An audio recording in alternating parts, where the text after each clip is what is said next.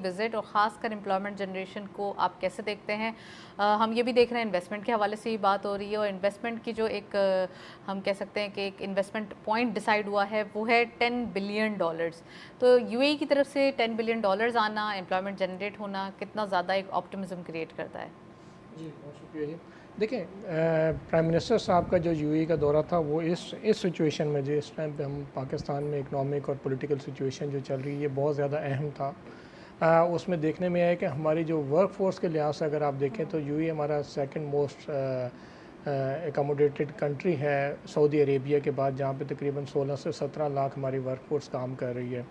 Prime minister साहब का दौरा इन्वेस्टमेंट्स पॉइंट ऑफ व्यू से भी बहुत अच्छा था, और जो यूएई का सेक्टर, हमारा जो सेक्टर थोड़ा सा इफेक्ट हो रहा है, वो वर्क फोर्स की बात करना और वर्क फोर्स के बिज़नेस को इन्हेंस करना, उसके लिए बहुत ज़्यादा अहम है। देखिए, हमारी जो वर्क फोर्स का जो वहाँ से रेमिटेंसेस हैं, हमारे सेकंड नंबर पे रेमिटेंसेस हमारी यूएई सेक्टर से आ रही है। और एसएएफसी के प्लेटफॉर्म पे अगर प्राइम मिनिस्टर साहब के कहने पे और अगर यूएई गवर्नमेंट हमारे पास इन्वेस्टमेंट्स लेके आती हैं और साथ में हमारे जो मैन पावर जनरेशन जो है उसके बिज़नेस को अगर हम इन्हांस कर देंगे, तो इससे ये है कि आने वाले साल के अंदर फिस्कल ईयर 2024-2025 जो है उसमें रेमिटेंसेस में भी इजाफा देखने में आएगा, और $10 अरब की जो इन्वेस्टमेंट है यूएई गवर्नमेंट की तरफ से, वो पार्शली और ग्रेजुअली किस तरह वो पाकिस्तान में इंजेक्ट करेंगे, उससे ये है कि वो ज़्यादा इम्पैक्ट पड़ेगा। और दूसरे ममालिक जो हमारे जो गल्फ़ स्टेट्स के दूसरे ममालिक हैं, उनका भी फिर फोकस पाकिस्तान की तरफ बढ़ेगा। अब देखने में ये आएगा कि ये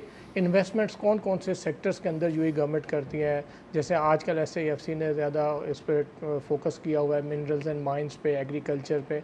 तो अब ये है कि ये प्राइम मिनिस्टर साहब का दौरा, जो अगला दौरा जो चाइना का है, और जो जिस तरह उन्होंने अमीर कतर और अमीर कुवैत को भी पाकिस्तान आने की दावत दी है, तो ये हमारे जो गल्फ़ ममालिक के साथ जो ताल्लुकात जो बेहतरी की तरफ जा रहे हैं, तो उसके लिए ये बहुत अच्छा कदम है।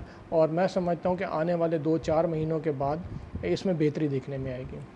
राइट, आपने सही कहा। यूएई के हवाले से ही बात हो रही है तो मैं आसिफ साहब से भी पूछती हूँ। आसिफ साहब, यूएई के इन्वेस्टमेंट के क्या चांसेस दिखाई देते हैं, और साथ साथ अगर हम बात करें थ्रू एसआईएफसी, ये बहुत ज़्यादा करियर ओरिएंटेशन भी देखी जा रही है, तो क्या लगता है कहाँ अपना करियर लोग सेट करें जाके, खासकर यंगस्टर्स, और सबसे ज़्यादा अभी रुझान कहाँ पाया जा रहा है एम्प्लॉयमेंट जनरेशन का? देखिए, 2024 में जो हमारे वर्क फोर्स के जाने का जो रुझान है, बाहर जाना कम हो रहा है।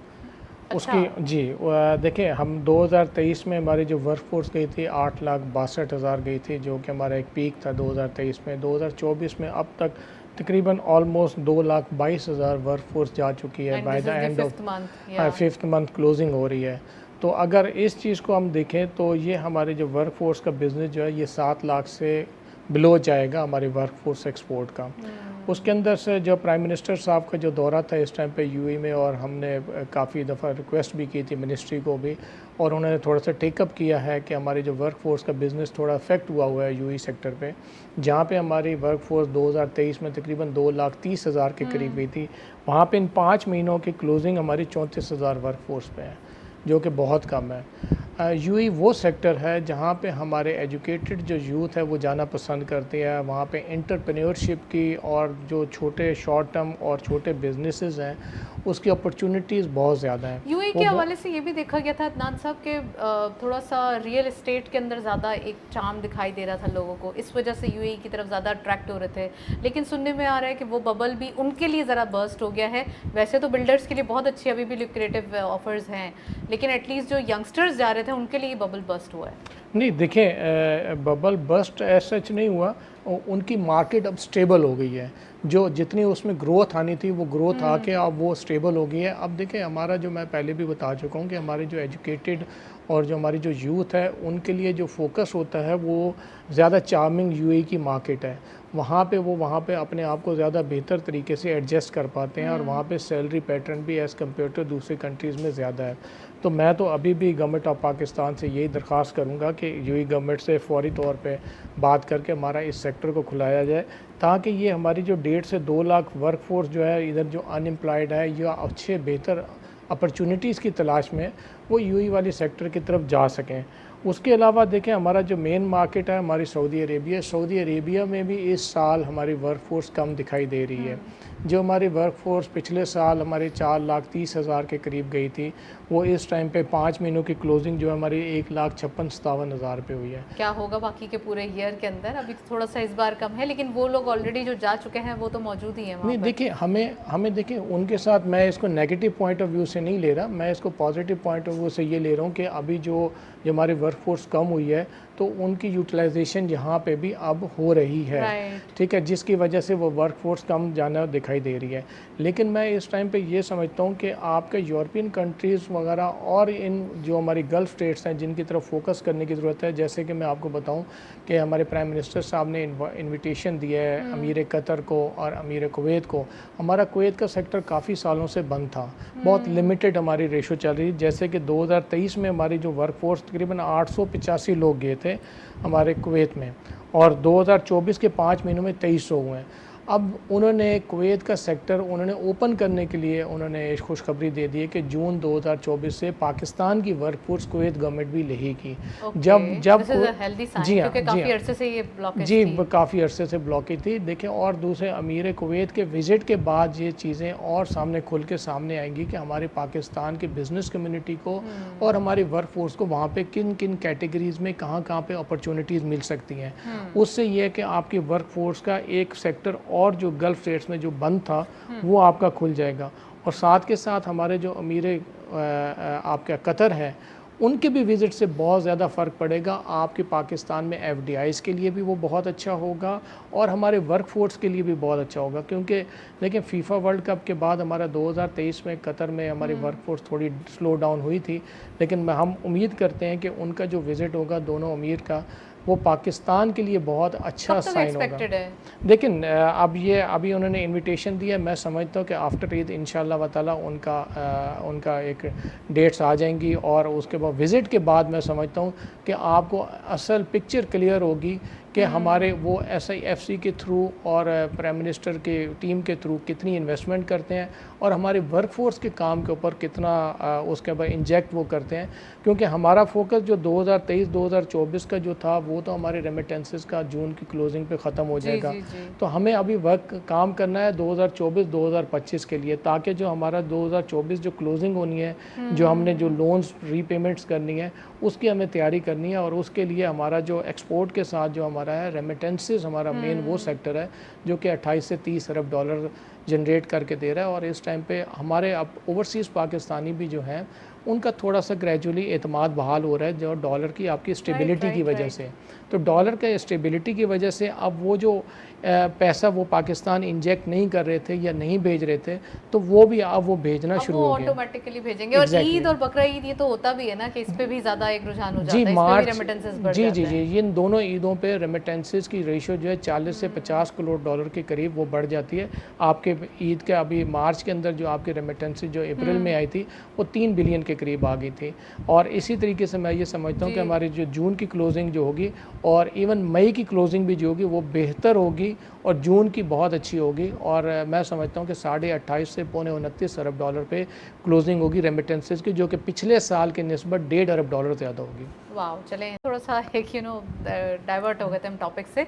इन्वेस्टमेंट के हवाले से बात कर रहे हो, खासकर यूरोपियन साइड पे एम्प्लॉयमेंट के कितने चांसेस दिखाई देते हैं? और आपने कहा इस साल जो है वो थोड़ा सा कम रुझान देखा जा रहा है, लोग ज़रा यहीं पे अपने एम्प्लॉयमेंट को तरजीह दे रहे हैं। तो आपको क्या लगता है, ये सब कंट्रीज़ के साथ ऐसा ही हो रहा है या फिर सिर्फ गल्फ़ कंट्रीज़ के साथ है?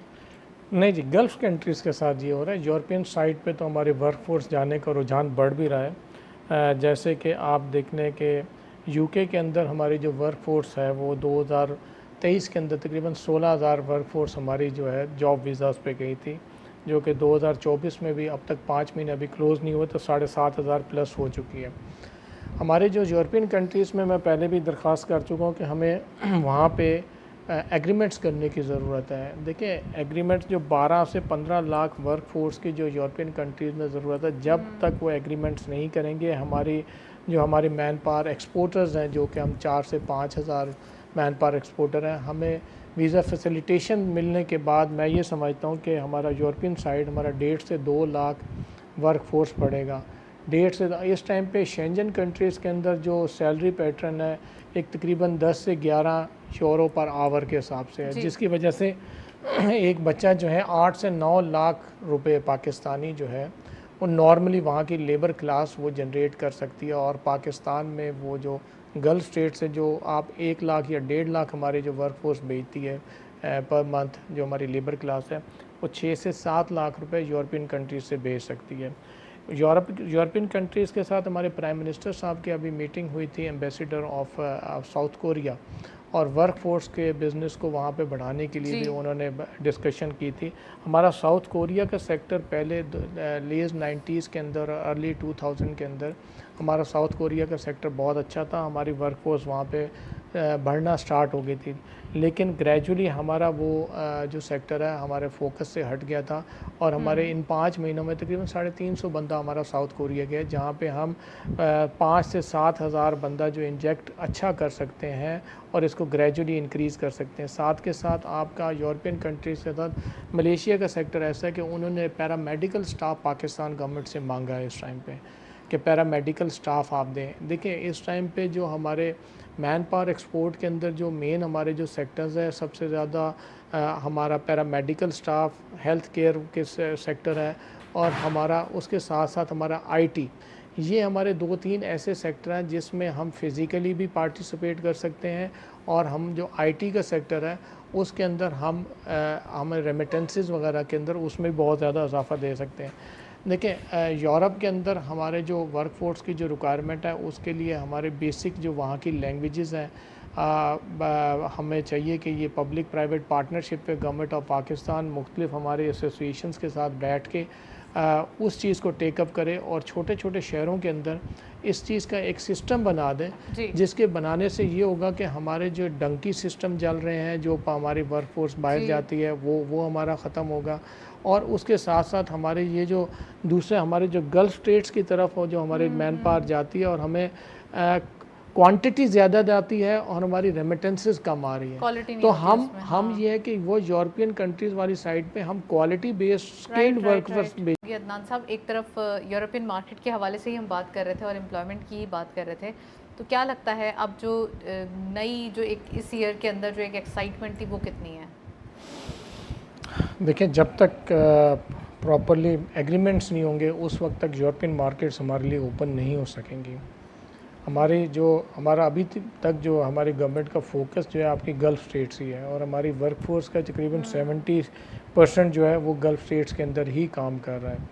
हमें गल्फ़ स्टेट्स के साथ साथ हमारे European countries, Malaysia, Japan, Korea, इन साइड पे फोकस करने की ज़रूरत है। जब तक हम अभी देखें, जैसे मैं आपको एक चीज़ बताऊं, रशियन गवर्नमेंट ने बांग्लादेश गवर्नमेंट के साथ एग्रीमेंट किया है वर्क फोर्स के लिए।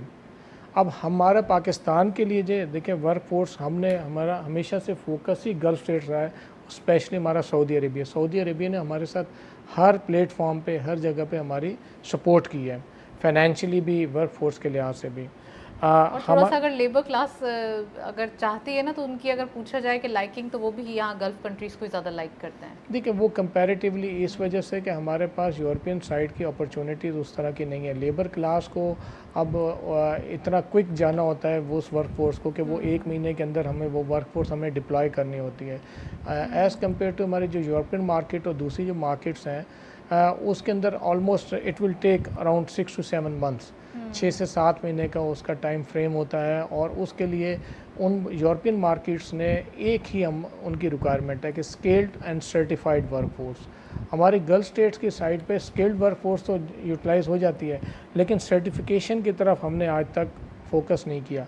लेकिन यह है कि हमारी इस गवर्नमेंट ने लास्ट टाइम पे इंटर्म गवर्नमेंट ने भी और अभी भी गवर्नमेंट ने फोकस किया है, जिसमें नेफ्टैक को उन्होंने ऑन बोर्ड लिया, और दूसरे जो हमारे गवर्नमेंट के जो अदारे हैं उनको ऑन बोर्ड लेके जो स्किल सेंटर्स और उनके अंदर जो उन्होंने इंजेक्ट करना स्टार्ट किया है, उससे मैं ये समझता हूँ कि आने वाले 2 से 3 साल के अंदर हमारी जो यूथ जो स्किल्ड थी वो सर्टिफाइड भी हो सकेगी, और उनको एक रास्ता प्लेटफॉर्म मिलेगा। क्योंकि पहले हमारा एक दौड़ की तरफ लग गए थे कि हमारे बच्चे ने यही काम करना है। अब हमें वक्त के साथ साथ हमें पता चला है कि हमने अगर स्किल्ड वर्कफोर्स अगर हम तैयार करेंगे, उनकी यूटिलाइजेशन यहाँ पे भी बहुत अच्छी है, बाहर के ममालिक में भी अच्छी है, और वहाँ पे सैलरी पैटर्न भी बहुत अच्छा है। अब ये अचानक से 2 साल के अंदर, 1 डेढ़ साल के अंदर जो हम पैरामेडिकल और आईटी सेक्टर की तरफ फोकस कर रहे हैं, ये क्या वजह है? उसकी वजह ही यही है कि अब हमने फोकस किया है कि बाहर के ममालिक के अंदर रिक्वायरमेंट है कि अब थोड़ा सा फोकस्ड हो तो गया है हम कंस्ट्रक्शन और लेबर और उसी चीज़ से निकल के हम आईटी और पैरामेडिकल और हेल्थ केयर वाली साइड पे जा रहे हैं। तो इसी तरीके से अगर गवर्नमेंट ऑफ पाकिस्तान और हॉस्पिटैलिटी, मतलब डिफरेंट सेक्टर्स में काफ़ी जो डिमांड है, हमें उसी हिसाब से अपनी वर्कफोर्स को तैयार करके भेजना चाहिए, ना कि आप वो सिर्फ आएँ और फिर जाके एक्सप्लोर करें, कोई भी जॉब करें। नहीं, देखिए अब यही तो चीज़ है। अब जैसे कि आईटी और हॉस्पिटैलिटी और पैरामेडिकल हेल्थ केयर वाले जो सेक्टर्स, ये बहुत अच्छे सेक्टर्स हैं। इसके अंदर हम बहुत अच्छे बच्चे जो हैं हमारे, जो है लड़के भी और लड़कियां भी, ये ट्रेंड कर सकते हैं। देखिए अब सिस्टम चेंज हो चुका है। अब वहाँ पे जो पैरामेडिकल में नर्सिस की बहुत ज़्यादा रिक्वायरमेंट्स आ रही हैं, गल्फ़ स्टेट्स में, यूरोप में, मलेशिया में, जापान में, क्योंकि वहाँ पे हमारे पास जो इस टाइप के, हमारे पास जो 55% जो यूथ है, हम उसको यूटिलाइज़ कैसे करेंगे? हम बार बार यही दरख्वास्त कर रहे हैं कि इसको काम पे लगाना है। हमने इनको अगर हम ट्रेंड कर देंगे, सर्टिफाइड करेंगे, तो यही पाकिस्तान के अंदर मैं समझता हूँ कि 2025 पाकिस्तान के लिए बेहतर होगा इंशाअल्लाह ताला, ये मैं समझता हूँ। और वो होगा तो यही जो वर्कफोर्स जो हम 1-2 साल के अंदर जो ट्रेन करेंगे, वही वर्कफोर्स हमारे काम आएगी। अदरवाइज़ हम इनको मिसयूज़ भी कर रहे हैं और इसको हम दूसरी एक्टिविटीज़ की तरफ हम मिसयूज़ नहीं कर रहे, वो खुद से मिसयूज़ हो रहे हैं। उसके अंदर हम लोग खुद शामिल है ना। मैं गवर्नमेंट ऑफ पाकिस्तान की बात नहीं कर रहा, मैं अपनी बात कर रहा हूँ कि हम लोग मिसयूज़ कर रहे हैं उनको, कि हम उनको प्रॉपरली प्लेटफॉर्म नहीं प्रोवाइड कर पा रहे। इसके अंदर हम सारा ब्लेम जो है गवर्नमेंट ऑफ पाकिस्तान को या अदारों को नहीं दे सकते। उसके अंदर हम एज ए बिज़नेस कम्युनिटी भी हम उसके अंदर पार्टिसिपेट कर रहे हैं। मैं हमेशा से दरख्वास्त करता रहूँ कि हमारी जो इंडस्ट्री है, वो हमारे जो अनएम्प्लॉयड बच्चे जो हैं, वो हमारे पास चैम्बर्स के प्लेटफॉर्म्स हैं, हमारे पास फेडरेशन का प्लेटफॉर्म है। हमें इंटर्नशिप प्रोग्राम वगैरह स्टार्ट करें ना, इंटर्नशिप प्रोग्राम वगैरह स्टार्ट करें। नाम साहब हंस रहे हैं तो मैं उनसे ही पूछ लेती हूँ, आसिफ साहब क्यों आप स्माइल कर रहे हैं? जी देखिए, इंडस्ट्री तो बंद हो रही है, मतलब खासा डिक्लाइन है। आपको मैंने बताया कि